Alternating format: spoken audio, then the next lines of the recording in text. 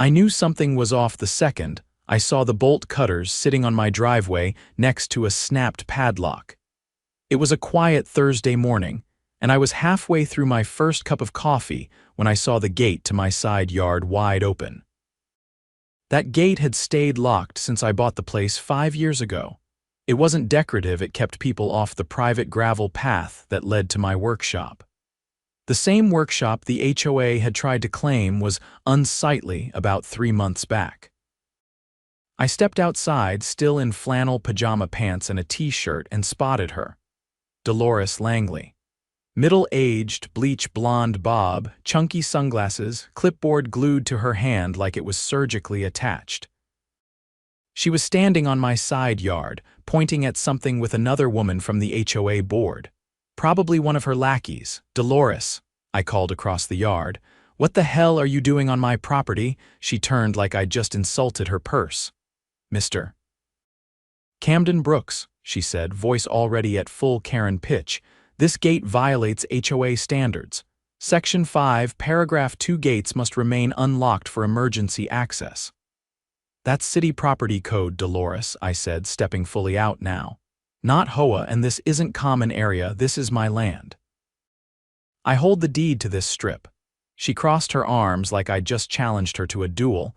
"We've had complaints. Multiple residents say this gate makes the neighborhood feel imprisoned. I'm here to address it. You used bolt cutters on my lock. It was obstructing HOA access." I had every right. I walked over, picked up the broken lock, and held it up.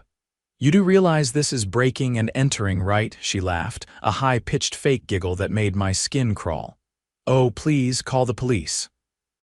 I'd love to explain how you've been violating code for months." I don't think she expected me to actually pull my phone out and dial, but I did. Right there, no hesitation, she tried to wave it off. "Oh, don't be dramatic. I was going to leave a notice on your door, but figured we'd be efficient." I ignored her and gave dispatch my address. Told them there had been unauthorized access and property damage. Dolores's smile started to twitch. "You're really calling the cops over a gate?" she asked, suddenly not so sure of herself. "No, I'm calling them because you trespassed and destroyed my property. And because I'm tired of you thinking the HOA gives you a badge and a crown." Her assistant tried to pull her back toward the sidewalk, but she stood her ground like a statue made of smug. 5 minutes later, a patrol car rolled up. The officer was a guy named Ramirez. I'd seen him around. Nice guy, always professional. His eyes immediately landed on the bolt cutters still sitting in the grass. "Can someone explain what's going on here?" he asked. Dolores stepped forward like she was auditioning for a courtroom drama. "Officer, I'm with the HOA. We had to remove a locked gate that was violating community guidelines." Officer Ramirez looked at me. "You own this property?" "Every inch," I said, and held up my folder. "Including that side yard. I've got the deed right here." He took it, scanned it, then looked back at Dolores. "Ma'am, this isn't HOA jurisdiction. You entered private property and cut a lock. That's criminal trespass and destruction of property."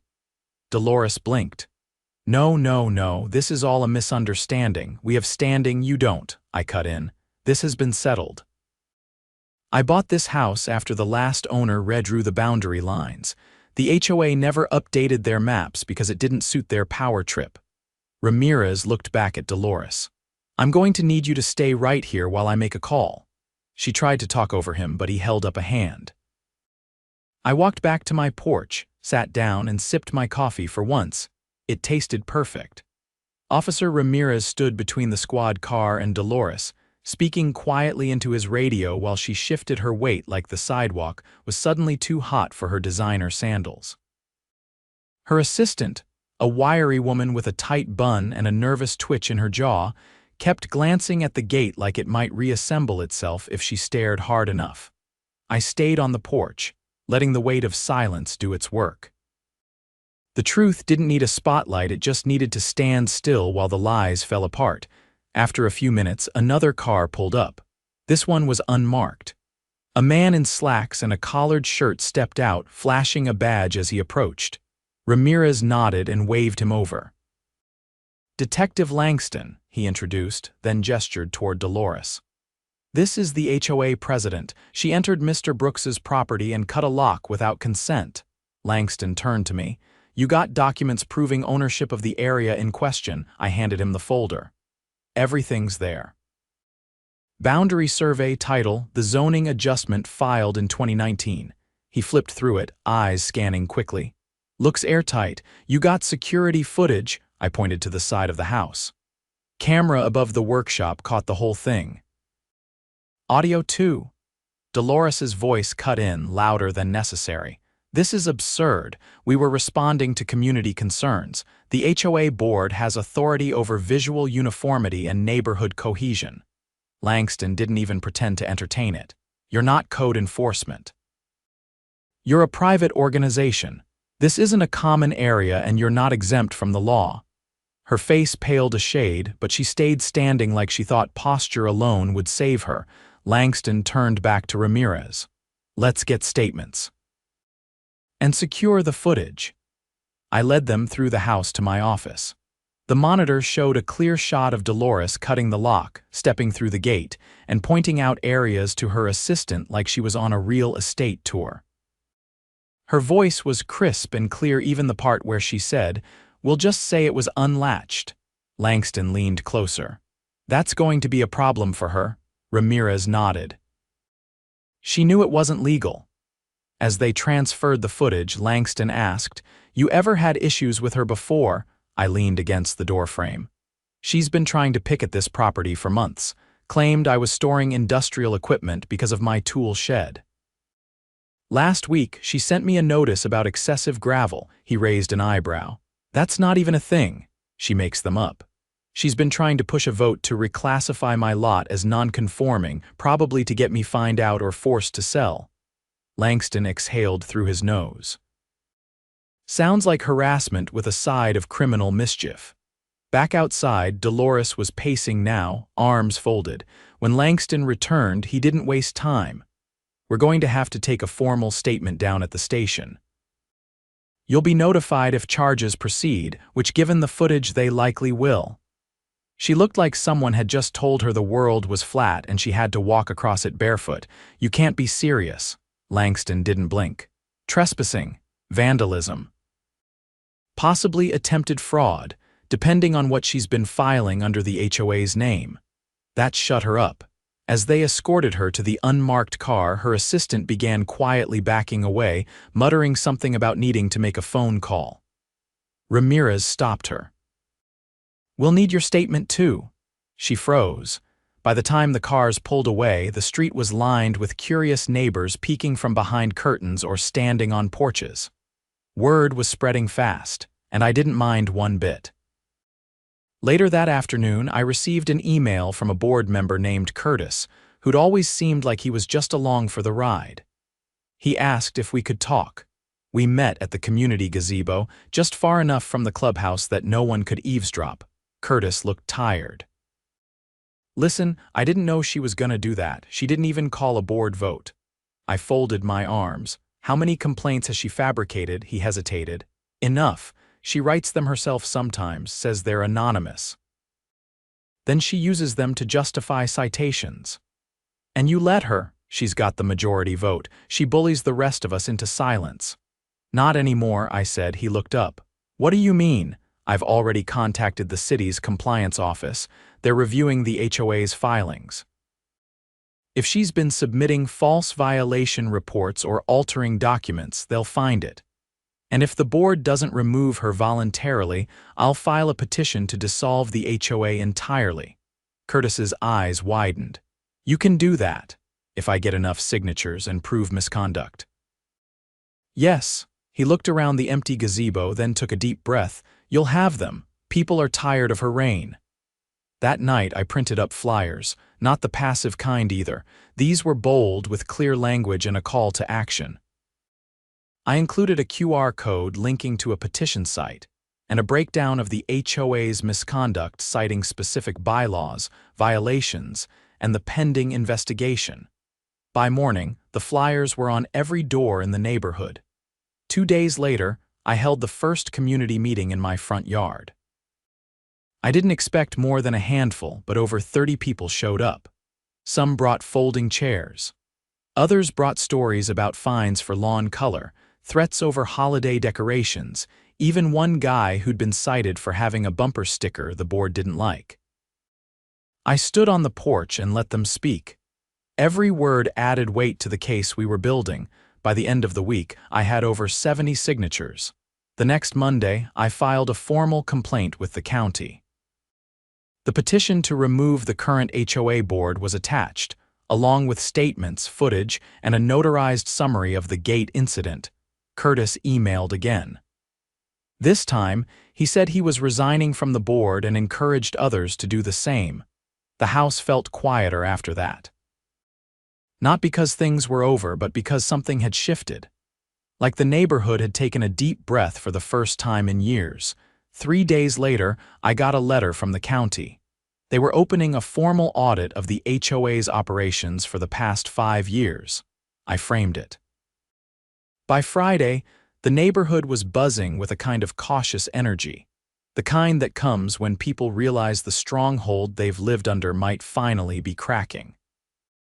I'd spent the morning at City Hall, delivering a supplemental packet of evidence to the county investigator, a woman named Reena Patel, sharp-eyed and no-nonsense, who took one look at the surveillance screenshots and said, "Yep. This is going to get messy." When I got back, I found a folded envelope wedged between the slats of my mailbox. No stamp, no return address, just my name in blocky, aggressive handwriting. Inside was a single page typed in large font: "Cease and desist your campaign against the HOA. You are disrupting order and stability. Further actions will be met with appropriate consequences." No signature, but I didn't need one. Dolores always thought intimidation worked better when it was anonymous. That faux professionalism, the impersonal tone, classic HOA power play, but clumsy. She'd gotten used to no one pushing back. I took the letter straight to Detective Langston, who was already knee-deep in reviewing the HOA's financial records. A court order had been granted the previous day for a forensic audit after the city attorney found sufficient irregularities in their annual reporting. Apparently, Dolores had been moving funds between the general maintenance budget and a vague beautification initiative account that didn't seem to have any receipts attached. Langston read the letter and set it down beside a stack of printed emails they'd pulled from the HOA's internal logins. "She's escalating," he said. "We already had suspicion of fraudulent citations and property interference. Now we've got threats.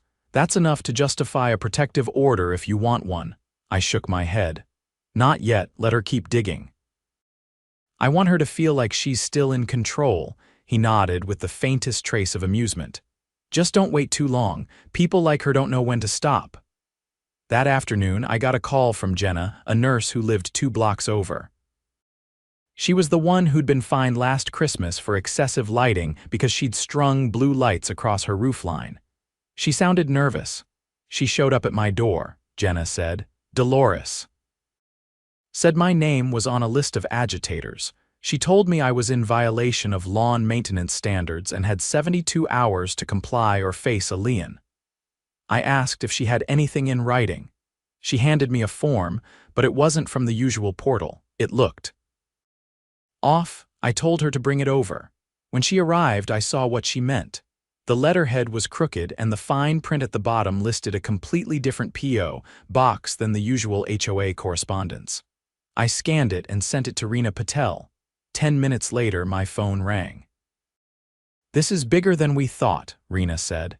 "The P.O. box on that notice isn't registered under the HOA. It's registered to a private LLC called Langley Community Solutions. The treasurer's name, Dolores Langley." I let that sit for a moment. "So she's been issuing fake citations and collecting the fines personally?" "Looks that way."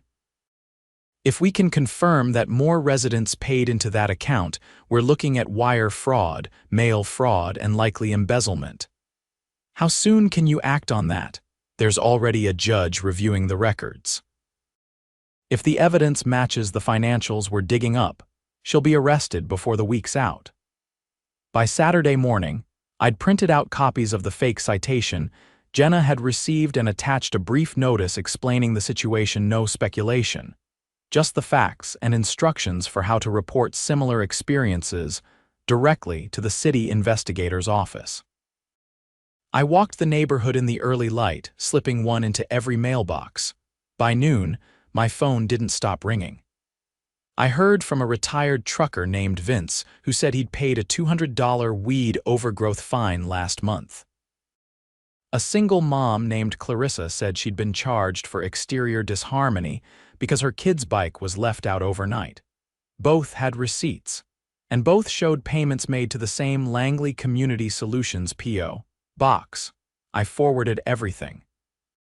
By Sunday, the neighborhood message board was on fire. People were trading HOA horror stories like old war tales, but this time with purpose. Every post added to the growing file Rena was compiling. By the end of the day, she confirmed that over 30 residents had paid fines to the fake account. The total, just over $21,000. That night, Curtis messaged me again. He'd been contacted by Rena for a formal deposition. She showed me the LLC paperwork, he said. None of us on the board knew she set that up.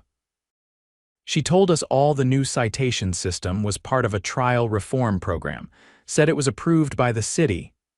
Did you ever see the city's approval? No, she said it was confidential. She lied, I said. To all of you, he paused. I think she has copies of our signatures on blank forms.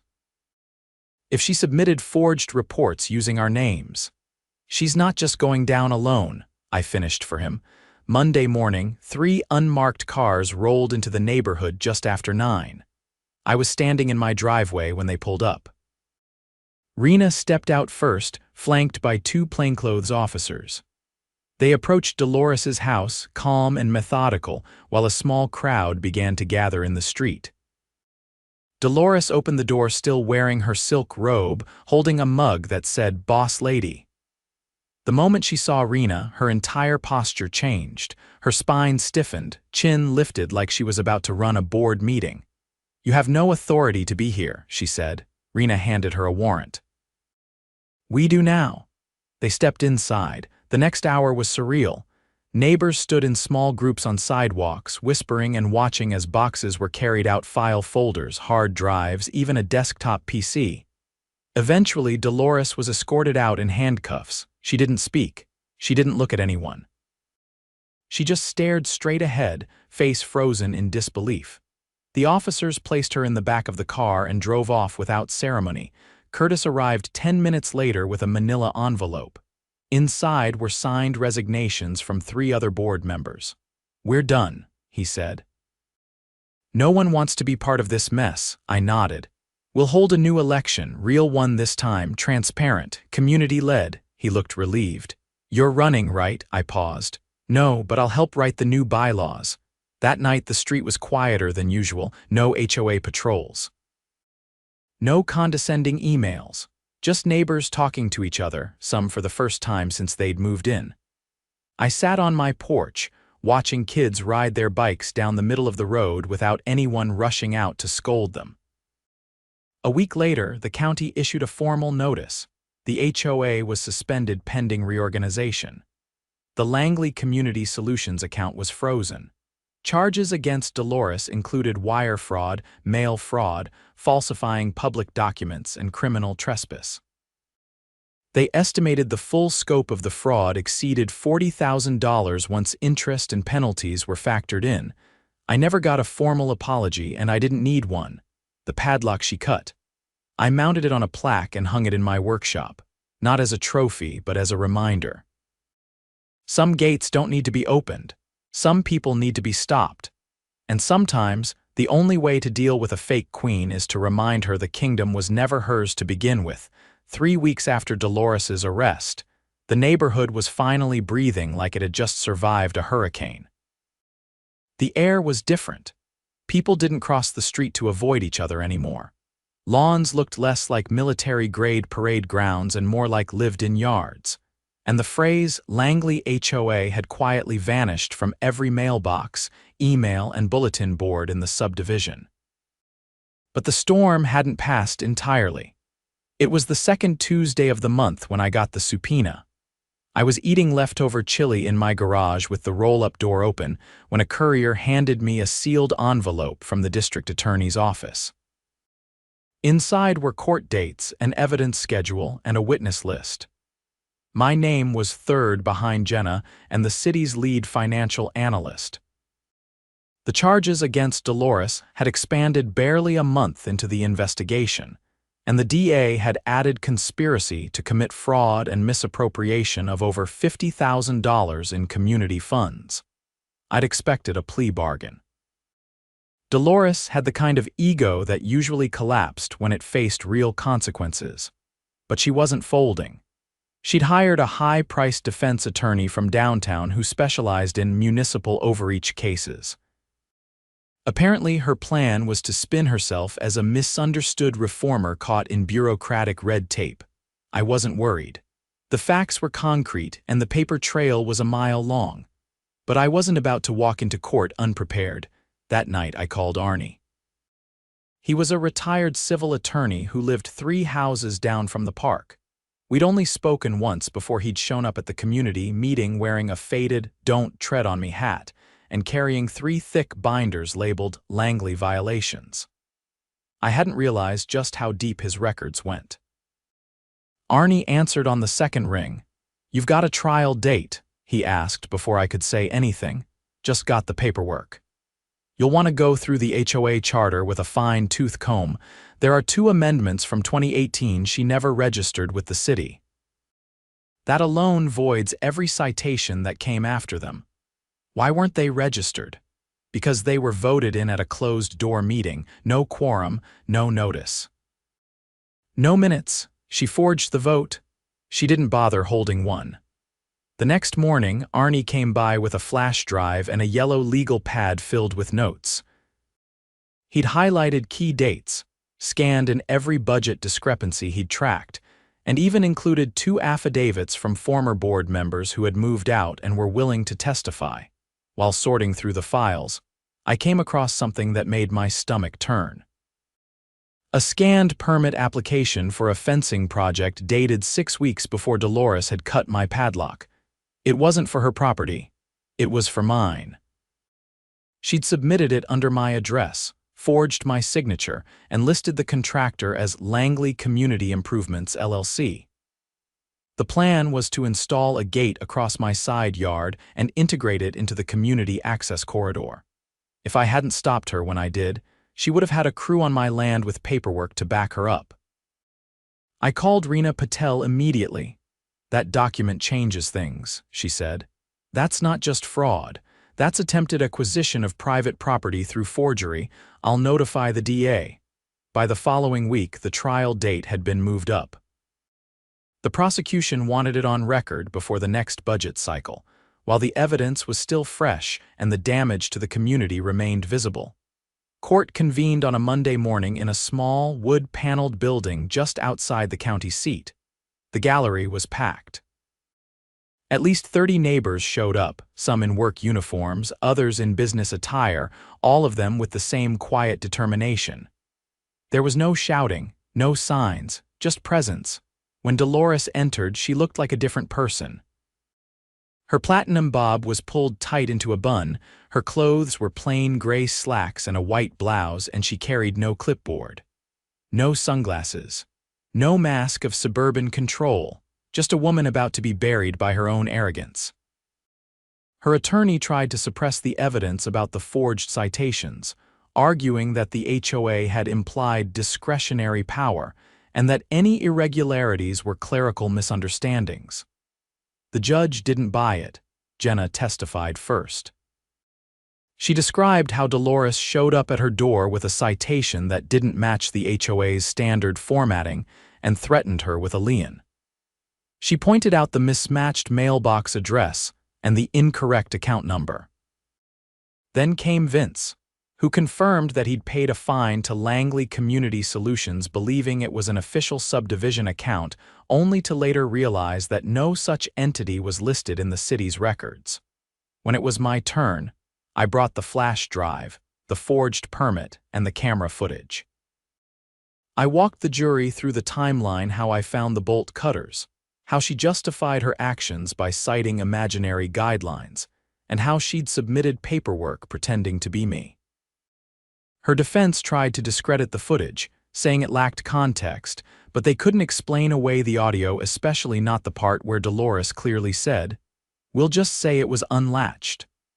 The final nail came from Reena Patel, who detailed the financial audit.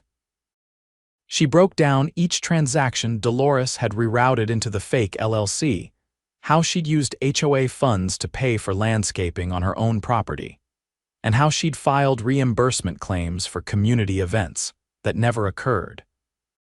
The moment Reena mentioned the luxury spa invoice billed as a bored retreat, one of the jurors actually muttered something under their breath. The trial lasted 3 days. The deliberation took 2 hours, guilty on all counts. The judge didn't waste time. Sentencing was scheduled for the following week. Dolores was remanded into custody immediately. As she was led away, she didn't look at me. She didn't look at anyone. For the first time since this whole mess began, she looked small, not humbled, just defeated. That night, the neighborhood held a cookout in the cul-de-sac behind the park. No speeches, no banners, just grills, folding chairs, music, and for the first time in a long while, laughter that didn't carry a trace of tension. Curtis showed up with his daughter and handed me a manila envelope. Inside were the final revisions to the new bylaws drafted by a volunteer committee and reviewed by the city clerk. They eliminated the power to fine without clear municipal backing, prohibited board members from holding contractor relationships with the HOA, and required open voting on all major decisions. Curtis raised his soda can. To no more fake fines. I raised mine back. To gates that stay locked unless we say otherwise. The next morning, I removed what was left of the old gate and replaced it with a custom one I built in my workshop. Oak panels, steel reinforcements, a keypad lock I programmed myself, not because I was afraid anyone would try again, but because I'd earned the right to protect what was mine, and now the neighborhood had earned that right too. Justice didn't come quickly. It didn't come easily, but it came loud enough to echo through every inch of Dolores Langley's empty rulebook, and we never let anyone forget it.